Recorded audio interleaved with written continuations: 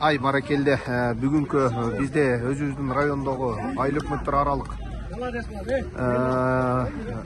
областка жолдомо алган Кара Кочкор айыл өкмөтүнүн мотору Иманбек Балбан, минген аты полковник.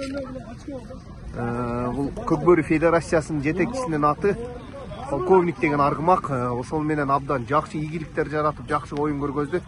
Иманбек, кандай иним? Ассаламу алейкум, калайсыз? Жакшыбы? Бүгүн кулак тууралуу кичине айтсаң, жана ошондой эле жеңиш кандай, оңой келдиби же оңойго турган жокпу?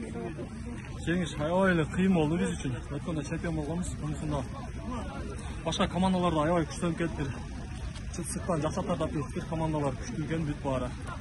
Азыр Славий деген команда деп айтыш кыйын болуп калды. Бардык балдар күчтүү.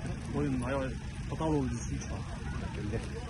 Эми Кудайым буйрса областка жолдомо алдыңар да ошондо. Буйрса, Баракелде. Алла насип кылса областка. Баракелде. Анда алдыдагы областтагы болгон оюнга ийгилик каалайбыз. Рахмат сизге, Алла. Каракулжанын намысын коргоп, ушунча Каракулжа районунун алдыга сүйрөп, Көкбөрүнү көтөрүп жүрө бергиле. Ийгилик каалайбыз областта дагы. Ушундай жакшы оюндарды көргөзгүлө. Иншалла. Рахмат иним. Полковник деген аргымак Иманбек Балбан.